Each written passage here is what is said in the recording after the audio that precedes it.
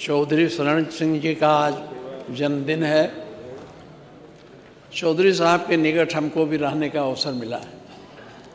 जब हिंदुस्तान में किसानों की बात करने वाला कोई आदमी आगे नहीं आया तो सबसे पहले चौधरी शरण सिंह ने भारत में किसानों के नाम को और किसानों की परेशानियों को लेकर आगे बढ़े।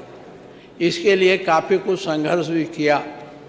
उन्होंने अपने मंत्रित्व काल में जब उत्तर प्रदेश के राजस्व मंत्री थे तो सबसे बड़ा क्रांतिकारी काम उनका था 1954 में जमींदारी एबोल्यूशन बिल।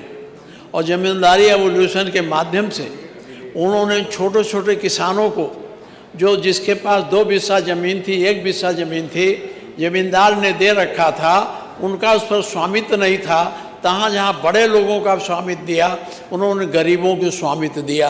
यही कारण रहा कि जब पूरे देश में कहीं न कहीं नक्सली आंदोलन चल रहा था तो उत्तर प्रदेश में चौधरी साहब की नीतियों के नाते, क्योंकि गांव में रहने वाला आदमी 2, 4, 10 को छोड़ दीजिए, जो कहीं भी खेत जोतता था उसके नाम उस कागज़ में दर्ज हो गए थे।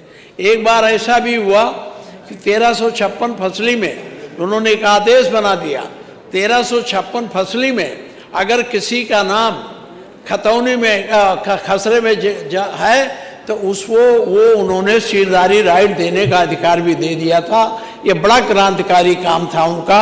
और हमारे प्रदेश में जो किसानों के बीच में खेती के लेकर के बहुत विवाद नहीं हुआ, उसका सबसे बड़ा कारण चौधरी शरण सिंह का।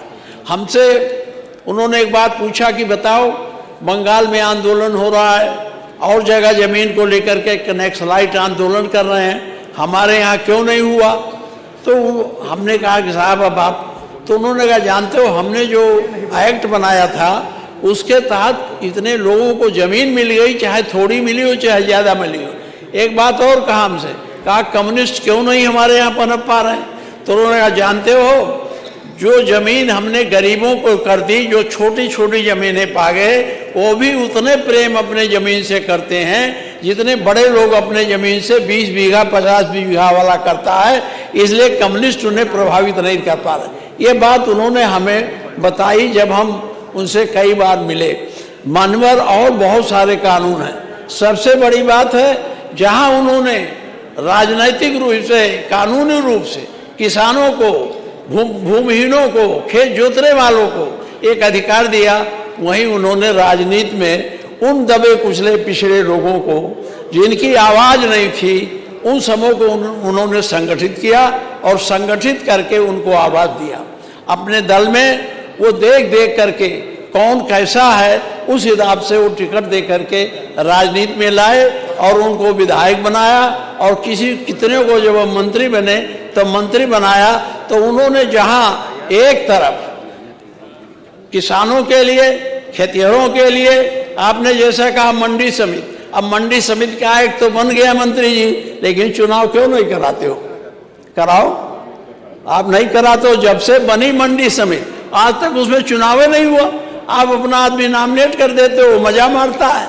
चुनाव कराओ जिससे किसानों की भागीदारी हो। आपने मंडी समिति कहा, इसलिए मैं याद दिला रहा कि मंडी समिति में किसानों की भागीदारी तब होगी जब वो चुनाव चुन कर जाएंगे और मंडी समिति पर उनका अधिकार होगा।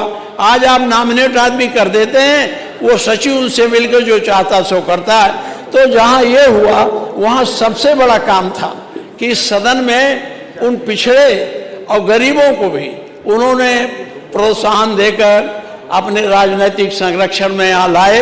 राजनीति में उन्होंने बराबर जो ये आरक्षण की बात है, आरक्षण तो वो उतना नहीं, लेकिन आरक्षण की नीति से वो अपने राजनीति को चलाते थे, टिकट भी देते थे। आज ऐसे महापुरुष को हम अब जो हमारे बीच नहीं है, जिन्होंने इतना काम किया, जिसके साथ हम भी काम करने का मौका पाए, ऐसे महापुरुष को मैं अपनी श्रद्धांजलि अर्पित करता हूँ। चौधरी साहब के विषय में माननीय मंत्री आदरणीय श्री